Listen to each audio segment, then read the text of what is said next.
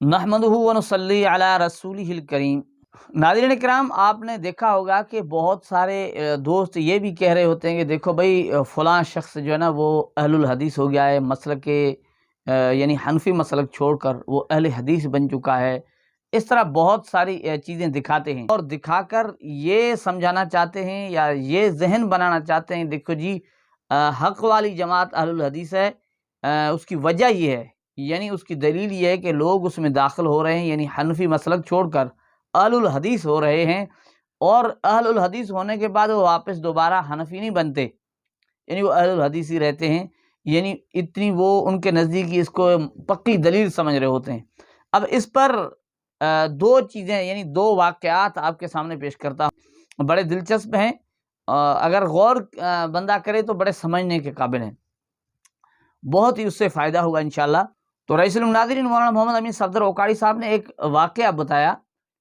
تجلیات صفدر میں لکھا ہے۔ ایک پروفیسر صاحب کوئی رسالہ لے کر آگے، دیکھو جی یہاں کوئی 27 حنفی جو ہے نا وہ مسلک اپنا جوڑ کر اہل الحدیث ہو گئے ہیں، دیکھیں اہل الحدیث سچا مذہب ہے، یہی تو ان کی سچائی کی دلیل ہے۔ اس سے ثابت ہو گیا کہ اہل الحدیث سچا مذہب ہے، کیونکہ 27 حنفی،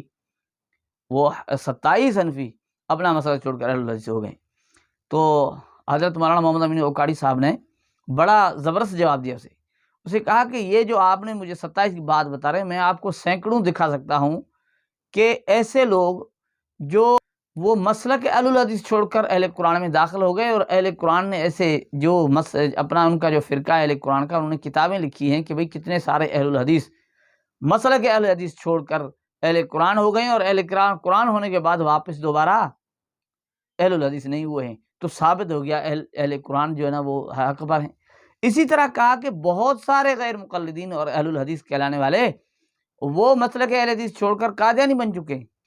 تو اگر اس کو ہم دلیل سمجھ لیں گے، اس چیز کو اس کو دلیل بنا لیں گے، تو پھر قادیانی کی حقانیت ثابت ہو جائے گی اور اہل قرآن کی حقانیت ثابت ہو جائے گی۔ تو ناظرین کرام، یہ سمجھانے کے لیے واقعہ ہے کہ یہ جو ایک یہ چیز دکھاتے ہیں کہ بھئی دیکھیں وہ فلاں اتنے سارے وہ مسلک چھوڑ کر جو نہ ہو گئے، تو یہ حقانیت کی دلیل نہیں ہے۔ اگر اس طرح ہے تو اور بہت ساری باطل چیزیں بھی حق پر ہو جائیں گی اگر اس کو دلیل سمجھا جائے۔ دوسرا واقعہ، حضرت مولانا محمد امین اوکاڑی صاحب کہتے ہیں کہ کسی شخص نے کہا کہ حضرت جب ہم میں سے کوئی بندہ حنفی مسلک پر ہے، اہل سنت والجماعت میں ہے، تو انہیں کوئی آ کر ایک آدھ حدیث سناتا ہے تو وہ مسلک چھوڑنے کے لیے تیار ہو جاتا ہے اور اہل حدیث ہو جاتا ہے، یعنی غیر مقلدین کے ٹولے میں شریک ہو جاتا ہے۔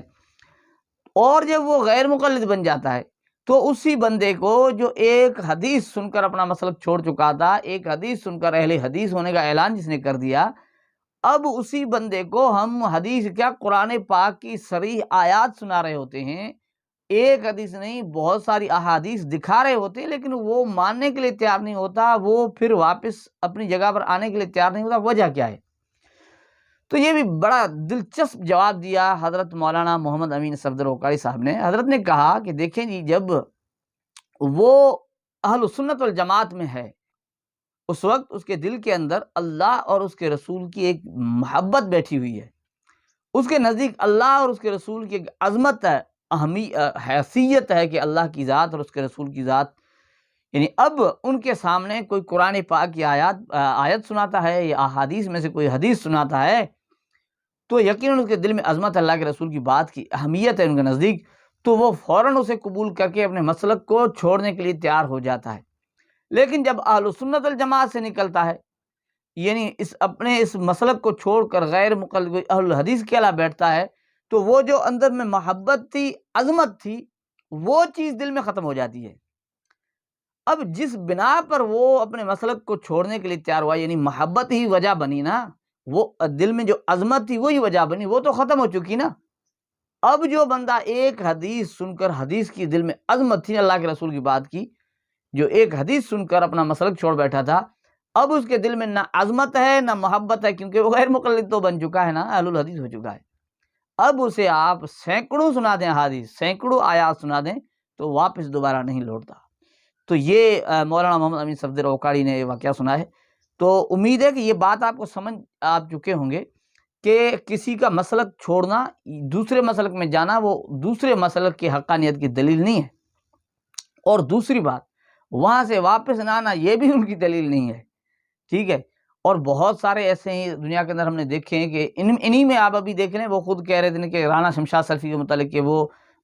شیعہ ہے، خبیث رافضی ہے، اور ان کا وہی تو زماں دیکھ رہے ہیں، ان کے بہت سارے اسی طرح ہوئے ہیں۔